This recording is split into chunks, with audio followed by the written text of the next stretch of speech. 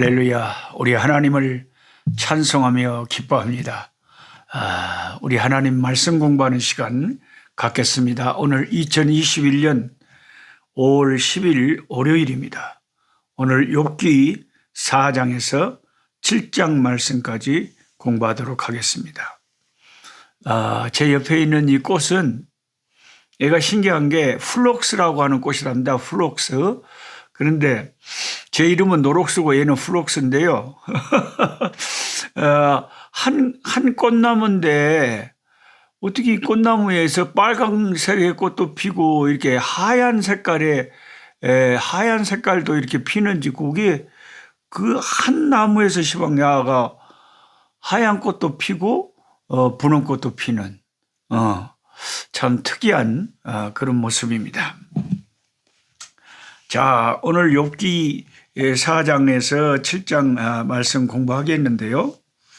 우선 욥기 공부 중에서 여러분이 잘 생각하지 못했을 문제 중에 하나를 한번 생각해 보겠는데, 그게 뭐냐면 회복된 욥의 아내는 전처였을까 아니면 다시 서로 재혼을 해서 후처였을까 하는 문제를 제가 교과서에도 써놨습니다.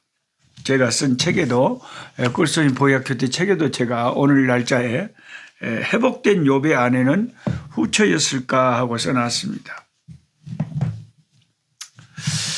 욥기 2장 9절에 욥의 아내는 너무 힘들게 남편이 병들어가지고 자식들 다 죽어버리고 재산 다 망해버리고 사업 다 망해버리고 남편마저 시들시들 죽어가는 그 모습 속에서 부인된 이 욥의 아내는 너무 기가 막혀서 너무 마음이 심란하고 시험이 들어가지고 차라리 하나님을 욕하고 자살하자. 우리가 하나님 이렇게 지금까지 잘생긴 게 결과가 이거밖에 안 되냐, 이런 심한 말을 하고 남편을 그렇게 남편한테 지도간 소리를 합니다. 자살하자고.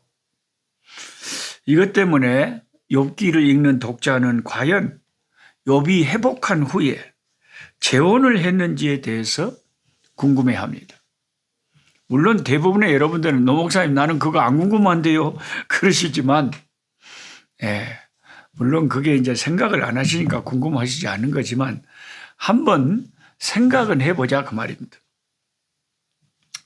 욥기 전체 이야기에는 욥의 아내가 본처인지 후처인지에 대해서 관심이 없습니다. 그것은 욥의 이야기에서 중요하지 않기 때문이죠. 대부분의 주석가들은 이 부분에 대해서 침묵하고 있습니다.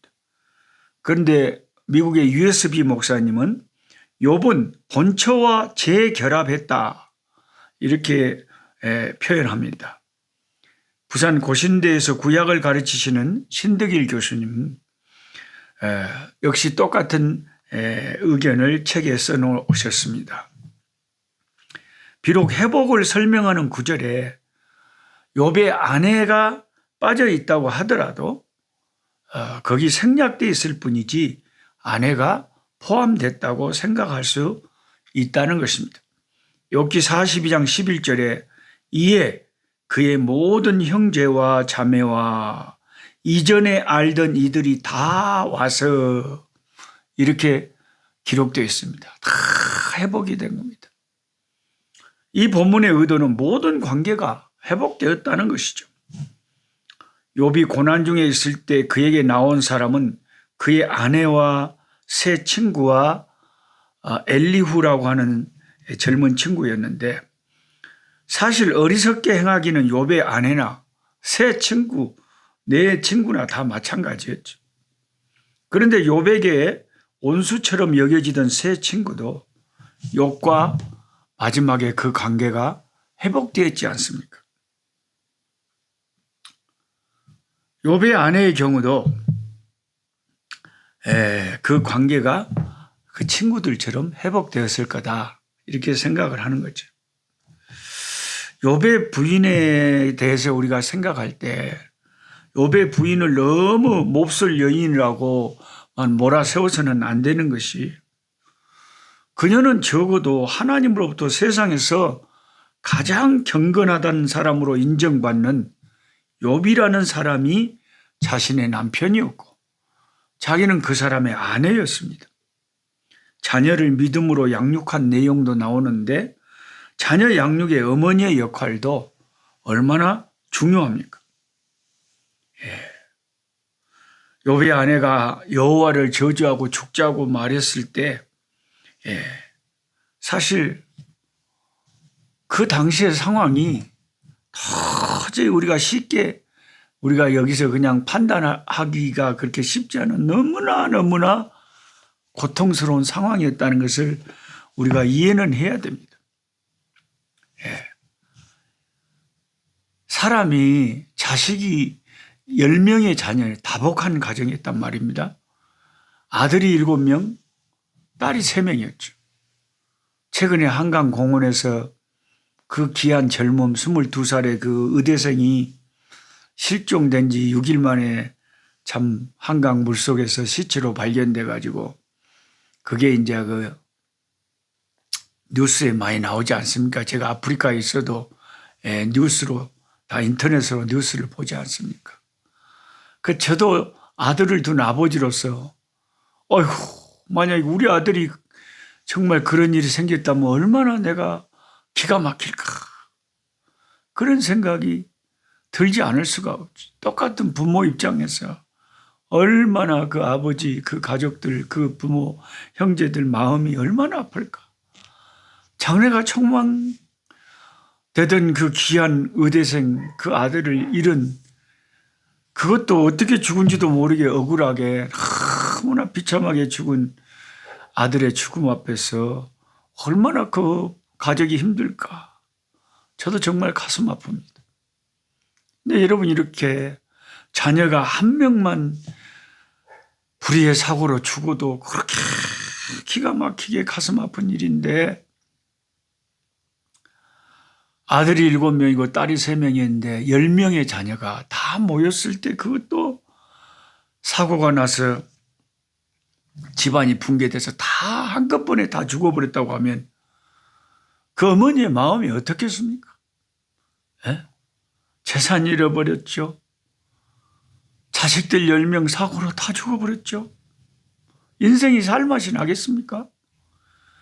거기에다가 자기 앞에서 기가 막힌 것은 자기 눈앞에 남편이 기아장을 가지고 하루 종일 신음하면서 자기 몸이 그냥 간지러워서 견디지 못해가지고 그냥 그 고름 같은 것을 기아장으로 긁는데 그 모습이 너무나 비참하고 너무나 비참하고, 그래서 그냥 그 다양한 고난 앞에서 무너져버리고 마음이 무너져버리고 낙심이 돼버리고, 그래가지고 그냥 하나님이 살아계신다면 이럴 수가 있느냐, 그러면서 순간적으로 사탄이 싹 그 속에 역사하니까 하나님 욕하고 자살해버리자. 이런 세상 살아서 뭐하냐? 뭐하냐? 이런 세상 살아서 뭐하냐? 자식들 다 죽어버리냐? 뭐든다고 이런 세상 사냐? 이렇게 남편한테 하나님 욕하고 자살해버리자고 그렇게 했는데 그 고난이 너무 얼마나 심했다는 것은 우리가 어느 정도는 이해를 해야 됩니다. 사탄이 사실 노리고 있었던 것은 그 아내가 아니고 욥이거든요. 사실 욥의 아내에 대해서 하나님이 칭찬을 했다는 말씀도 없고, 욥의 아내에 대해서 마귀가 지금 하나님하고 내기를 건 것도 아니잖아요. 사탄은 지금 타겟이 욥입니다. 근데 이 욥을 넘어뜨리는 데 있어서 가장 결정적인 역할을 할 수 있는 게 가장 가까운 자기 부인과 친구들이거든요. 사탄은 그 어려운 상황에서 마지막 위로를 기대할 수 있는 아내를 이용해서 욥이 믿음을 버리도록 그렇게 괴계를 부린 거죠. 시험을 한 거죠. 욥의 아내는 그 순간 연약해서 시험 들어서 사탄의 도구가 된 겁니다. 이것은 예수님이 십자가에 죽으실 것을 말씀하셨을 때 주님 그러시지 마시라고 가로막된 베드로가 예수님으로부터 사탄으로 정죄받는 것과 같은 상황이라고 할 수 있을 것입니다. 마태복음 16장에 사탄아 물러가라 너는 나를 넘어지게 하는 자로다 그랬잖아요. 그러니까 가장 가까운 수제자 베드로를 통해서 마귀는 예수님에게 십자가를 치지 말 것을 간청을 한 거죠. 시험을 한 거죠. 그러니까 사탄은 우리가 시험 들 수 있도록 가장 가까운 사람을 통해서 그렇게 미혹한다는 거죠. 예. 욥의 친구들 보십시오. 욥의 친구들, 그 힘이 되어야 될 그 친구들이 욥이 정말 고통스럽고 힘들 때 욥을 가장 괴롭게 한 사람들이 욥의 친구들이었고 욥을 깜짝 놀라게 가슴 아프게 한 사람이 하나님 욕하고 자살해 버리자고 하던 욥의 부인이었습니다. 자, 그러니까 욥은 재산의 몰락, 자녀의 죽음, 건강을 잃어버린, 그리고 가장 가까운 사람인 아내로부터의 시험, 그리고 친구들로부터의 집요한 사탄의 시험을 다 받았습니다.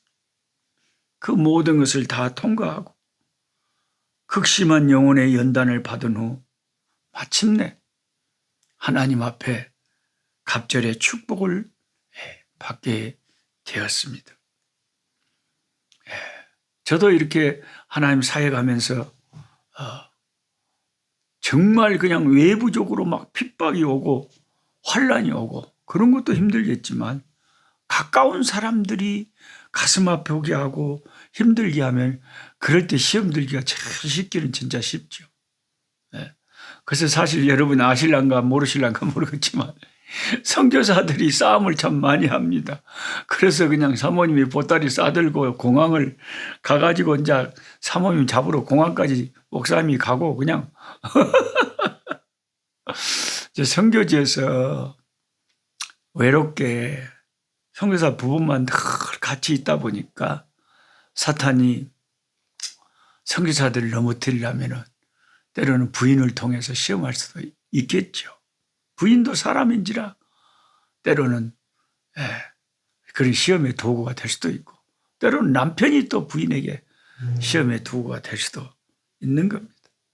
우리가 남을 쉽게 비판하기는 쉬워도 욥의 부인 이럴 수가 있느냐 말하기는 쉬워도 우리도 얼마나 자주 우리의 삶에서 사탄의 시험에 넘어질 때가 많습니까? 우리 아무도 판단할 자격이 없는 우리들인 줄 압니다. 그 다음에 욥기 3장 25절에는 욥이 두려워했던 것이 나오는데 내가 두려워하는 그것이 내게 임하고 내가 무서워하는 그것이 내 몸에 미쳤구나. 욥과 같이 신앙이 탁월한 사람이 내가 두려워하는 그것이 나에게 임하고 내가 무서워하는 그것이 내 몸에 미쳤다. 내 몸에 미쳤다. 내 몸이란 건 병인데 그러면은 욥이 자기 병들 것을 그렇게 무서워했을까? 어떤 이해가 잘 안 됩니다. 뭘 그렇게 욥이 무서워했을까요? 욥기 23장 17절에는 욥이 이런 고백을 하거든요. 내가 두려워하는 것이 어둠 때문이나 흑암이 내 얼굴을 가렸기 때문이 아니로다.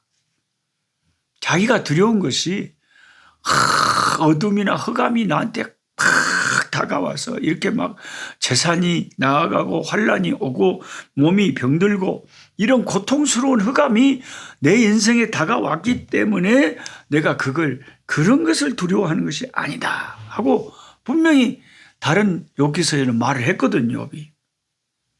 그럼 욥이 진정으로 뭘 그렇게 무서워했을까요? 그 무서워하던 것이 이르렀다 그러잖아요. 정말 욥이 두려워했던 건 뭐냐면요.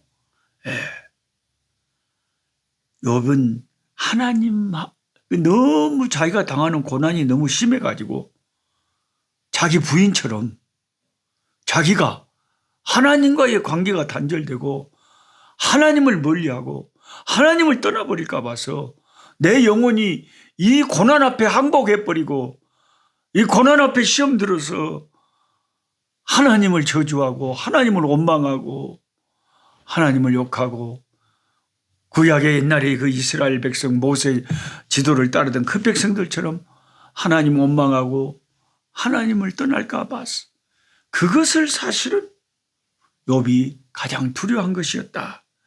이렇게 보는 것이 합리적일 것입니다.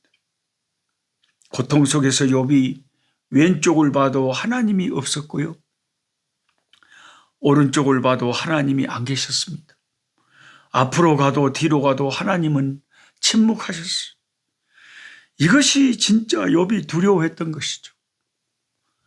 우리가 겟세마네 동산에서 눈물로 하나님 아버지 이 십자가의 이 잔이 내게서 지나가게 해달라고 하나님께 피눈물로 기도하던 예수님도 사실 이 욥과 같은 심정이었을 것이라고 우리들은 생각을 하는 거죠. 예수님이 고난이 두렵다거나 죽음이 두렵다는 거나 그런 것이 아니라 예수님이 정말 두려웠던 것은 영원 전부터 아버지 하나님과 한 번도 사이가 예수님이 나빴던 적이 없는데 저와 여러분의 더러운 죄를 짊어지시고 그 죄값을 받으셔야 될 때 하나님은 예수님에게 등을 돌리셔야 되고 하나님은 예수님을 버리셔야 되기 때문에 하나님에게 버림받는 그 아들의 그것이 고통스러웠을 것이다 하는 것입니다. 단 한 번도 하나님에게 버림받은 적이 없었던 예수님 아닙니까?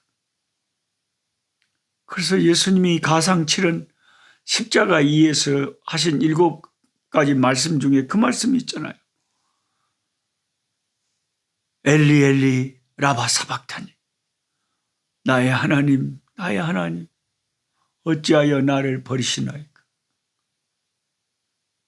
저와 여러분의 죄 때문에 예수님이 버림받으신 것이지 하나님이 왜 예수님을 버리시겠습니까? 하나님은 죄를 그 순간 심판하셔야 되기 때문에 우리의 죄를 대신 짊어지신 예수님이 버림을 받으신 것입니다. 그 다음에 세 번째 생각할 수 있는 것은 오늘 욥기 6장 25절에 4명의 친구들에게 집중 공격을 당하고 있던 욥은 이렇게 소리칩니다. 욥기 6장 25절에 옳은 말이 어찌 그리 고통스러운고 너희의 책망은 뭘 책망함이냐. 네. 이게 6.25 애우기도 쉽죠. 우리가 6.25 전쟁을 하니까.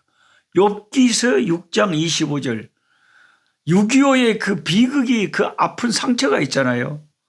그러니까 우리 성경의 욥기서 6장 25절을 생각하고 우리는 그 옳은 말로 남을 아프게 해서는 안 돼요. 옳은 말로 상처를 주면 안 돼요. 옳은 말로 6.25 동란을 일으키면 안 돼요. 부부싸움을 할 때요. 그 말하는 걸 들어보면 어째 그렇게 말 자체는 옳은지 모르겠어요. 어머. 옳은 말을 가지고 서로 싸웁니다. 어떨 때는 성경을 들먹이면서 예수 믿는 사람들은 서로 싸웁니다. 부인이 남편한테 여보 성경도 안 읽어봤어요? 성경에 뭐라 그랬어요? 남편은 부인을 예수님께서 교회를 사랑한 것처럼 사랑하라 그러셨잖아요. 근데 당신이 그럴 수 있어요? 보세요. 분명히 성경을 갖고 옳은 말을 가지고 하는데 그게 싸움이 되고 상처를 주잖아요. 그러니까 욥의 그 하소연이 우리가 이해가 되는 거예요. 옳은 말이 어찌 그리 고통스러운 거. 욥기의 교훈 중에 큰 교훈 중에 하나가 뭔지 아세요?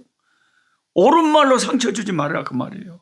욥의 친구들이 계속 그 수많은 욥기서의 분량을 가지고 욥을 공격하는 게 뭐예요? 다 옳은 말이잖아요. 하나님은 공의로우신 분이고 하나님은 죄를 용납하신 분이 아닌데 네가 죄가 회개할 것이 있으니까 하나님이 이렇게 하신 거지. 어찌하여 죄 없는 하나님을 네가 막 원망하냐 그러면서 욥을 회개하라고 다고치는데 우리가 교회 안에서나 우리가 신앙생활하거나 가정 안에서요. 회개가 물론 중요한 거죠. 그러나 회개만 다고칠 문제가 아닐 때도 있는 거예요. 사실 욥의 경우에는 그 친구들만처럼 욥이 회개한다고 해서 그 고난이 없어질 문제가 아니었잖아요. 사탄의 시험 때문이잖아요, 지금. 마귀가 의도를 가지고 지금 고난을 주고 있잖아요. 뭐 하려고? 욥을 항복시키려고. 예? 욥을 시험에 들게 하려고. 욥을 예? 마귀의 하수인이 되게 하고 하나님을 욕하고 하나님을 원망하고 하나님에 대해서 떠나게 하려고 지금 고난을 주고 있는 건데, 욥의 친구들은 지금 핵심도 모른 채 막 뭘 자기들이 신앙생활 하니까 막 아는 것처럼 옳은 말을 가지고 그냥 막 하나님 들먹이 가면서 욥을 얼마나 고통스럽게 했냐 이 말입니다. 예? 우리도 하나님 들먹이 가면서 성경 들먹이 가면서 싸우지 맙시다잉. 싸우지 맙시다. 옳은 소리가 항상 덕을 세우거나 항상 위로가 되는 건 아니죠. 그보다 더 중요한 것은 하나님의 사랑, 하나님의 섭리를 가지고 욥의 친구들은 사실요, 욥을 그렇게 위로를 했어야 돼요. 친구여, 하나님은 사랑이십니다. 지금은 우리가 그 원인을 알 수 없고 하나님의 깊은 경륜을 알 수 없지만 하나님이 사랑이시라는 사실을 친구 의심하면 안 돼요. 하나님께서 언젠가는 친구에게 왜 이런 고난을 주셨는지 오히려 화가 변하여 복이 되게 하실 것을 믿습니다 하고 이런 식으로 욥의 친구들이 욥을 위로를 해야지, 욥을 그냥 갖다가 네가 죄가 있으니까 이런다고 갖다가 그렇게 의로운 척하면서 경건한 말을 가지고 사람을 그렇게 괴롭게 한단 말이에요. 그러니까 우리가 교회 다니고 신앙생활을 하면서도요, 지혜가 중요하고 사랑이 중요해요. 저 어떤 장로님 말에 제가 상처를 받았는데요. 그 장로님 아주 유명한 장로님인데 뭐라 그런지 아세요? 해외 여행하려면 그 선교사들하고 연락해서 가면 안 돼. 그래도 비용 들 거 다 들어. 그냥 깨끗하게 여행사하고 연락해서 해외 여행하는 게 제일 좋아. 내가 가만히 그 말 들으니까 기분 나쁜 거예요. 참, 저 장로님 진짜 사람 기분 나쁘게 하네. 자기는 영리하다고, 그게 생활의 지혜라고, 그게 돈 아끼는 것이라고, 뭔가 대단한 것을 무슨 깨달은 것처럼 이야기를 했었는데, 친구들한테. 예, 물론 그렇게 하면 더 돈을 아끼고, 더 여행을 아주 즐겁게 잘 할 수 있겠죠.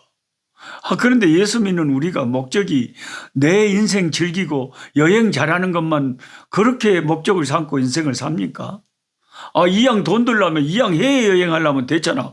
선교사님들하고 연락해갖고 선교사님 선교지도 돌아보고 선교사님들 밥도 좀 사주고, 용기도 복도 주고 위로도 해주고, 좋은 또 친구도 돼주고, 그러면서 자기가 해외여행도 하고, 그러면 꼭 먹고 알 먹고, 도랑치고 가재 잡고 마당 쓸고 돈 주고 다 서로 누이 좋고 매부 좋고 좋을 건데 뭘 그게 그렇게 세상적으로 그게 영리한 말이라고.